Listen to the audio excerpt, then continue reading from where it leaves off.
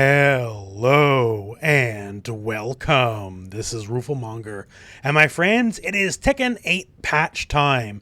You might notice on the screen, no more Kazuya, it is now Eddy Gordo, and his face gonna rain terror down on you every time you boot up the game, because it's a new patch and he's out, and we got a lot of changes.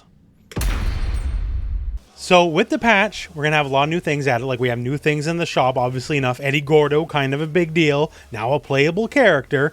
And we'll do a more dedicated video on Eddy after this one. This one, we're going to talk specifically the patch. Now the patch notes are very long. And check the video description if you want the full patch notes details.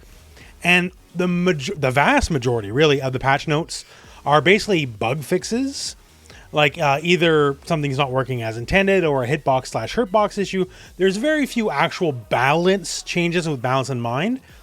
But there also are some of these bug fixes which absolutely affect game balance.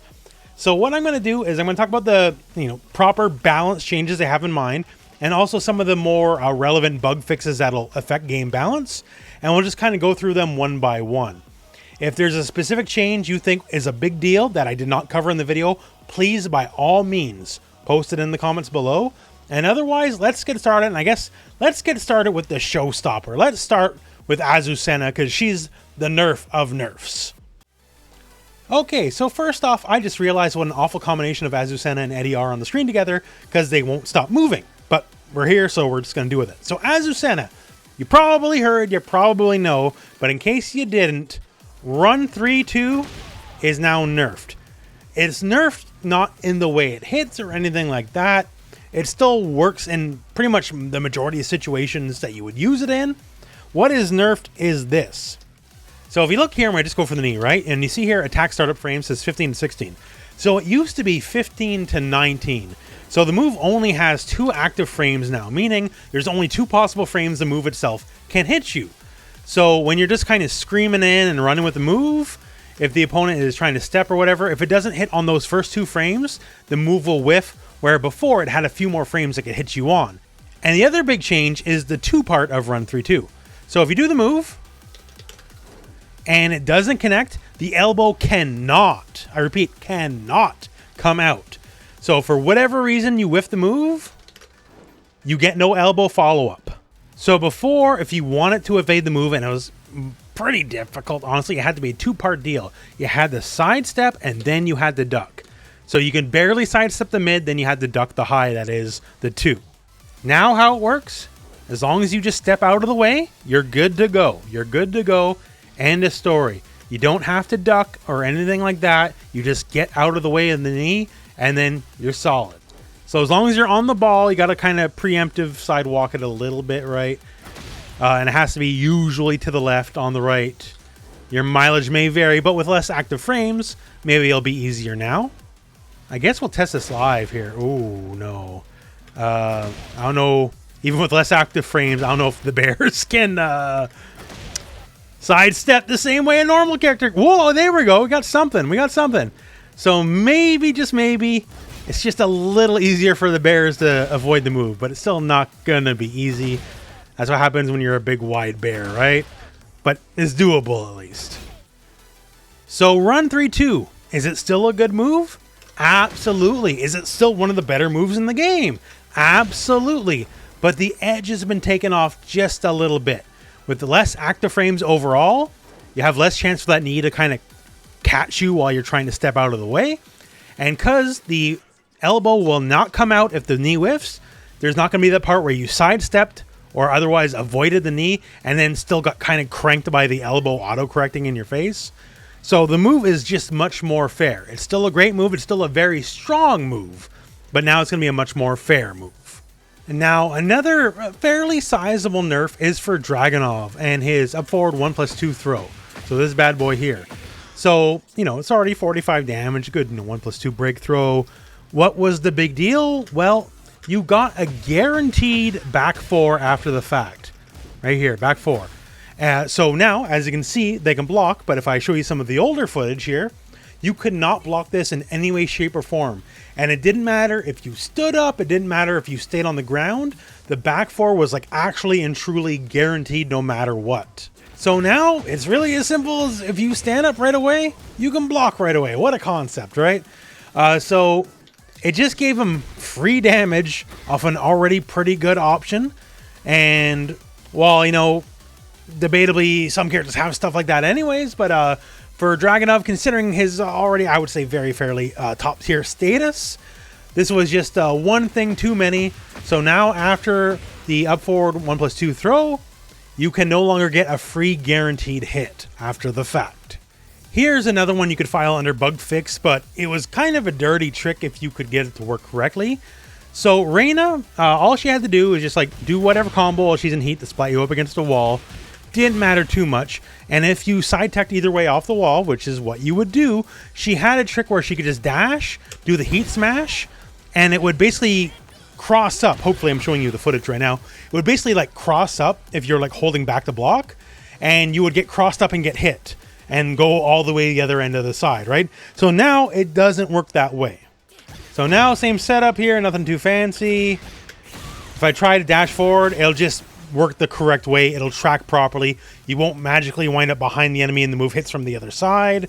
So we have that. Also, there's a lot of bug fix stuff. Like she has her Heaven's Wrath stance kick. That move can now no longer be countered.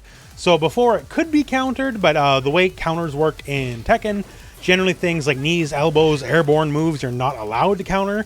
For whatever reason, you could counter that. So I guess that technically makes the Asuka match better. Not that it would ever really come up that often, but whatever. So yeah, once again, lots of bug fixes. The first thing is a bug fix, but if you could exploit it, it is a balance issue. Now it's gone. And the other one, well, I don't know. It's just silly. I just want to show it in the video. So this next one will be a big boon to the Zafina fans out there. So Zafina and her various, Azazel-powered moves now take much, much less health than before. Roughly, depending on the move, I'd say about half as much self-damage as it did before. So it's still there, it's still a thing, but on a lot of the various strikes, it's just much less pronounced than it was. So you'll still lose a little bit, because the majority of these attacks are pretty strong for what they are, right? So, but now you won't just kill yourself doing them. And that's pretty good. So we'll wait to see what Zafina gets in the grand balance patch that's coming after Evo Japan. But this is a good first step. This will make her much more attractive to a lot of players, in my opinion, because you're not killing yourself. You're not doing the enemy's job for them, killing yourself doing all these various Azazel moves. So another big bug fix is for Panda. So Panda, when you're in heat, you had the Shooting Star attack, and this is the reason you would pick Panda over Kuma. Like, I think we are pretty much all in agreement Kuma's a better character than Panda due to their various differences. But like ideally, if you're picking Panda, like this is the reason why you do it, right? And this move was so jacked up, you could be punished for using it and hitting. What is different now is when you do the move here, the enemy now lands on their back. So before, the way they landed, they can immediately quick rise, and they would actually get up faster than Panda would. So if you look at the frame data here, normally when you see frame data, red is bad, blue is good. But rarely are you going to see blue, that's good, and you're going to see a big fat negative number beside it. Because that's how negative Panda would be if they did the quick wake up at this point. To that point, if you're closer to the corner, like if you're closer together, people could get like guaranteed punishes on Panda. Like Panda could not do anything fast enough in time to actually beat the enemy. And that could lose you the game, right? You could lose the game for hitting the enemy. And that's usually not good things to have in your game, right? So now it's fixed up. It works the way it's supposed to work. If you actually connect, you'll have advantage frames. You'll be in your sitting stance. And then they got to guess the low or they guess the mid launcher as God intended, right? So no more getting punished for correctly hitting the enemy. I think that's a pretty fair change. Another good change for Lars. One, because it just makes a move better than it always was. And on the flip, it also makes you not die in the right situation. So dynamic entry, just, this quick little stance, mini stance here. If dynamic entry 3 is blocked, it's more plus than it was before. More plus frames, more better, no matter how you look at it. But why more plus frames? So how it worked before, so the move, if you connect, it automatically puts you into silent entry. So that's just another one of his kind of silly stances, right? So if you hit the move, it's blocked, you just automatically go in stance. So you're committed to one of the stance follow-ups, which is fine because, you know, technically you're plus frames, but the problem is rage arts.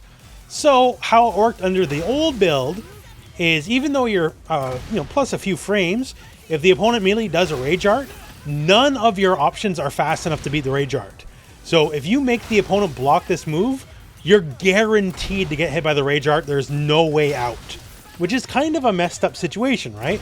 But now, because you have just a few more plus frames, situations where you'll trigger that rage art, you can now actually do things to beat it.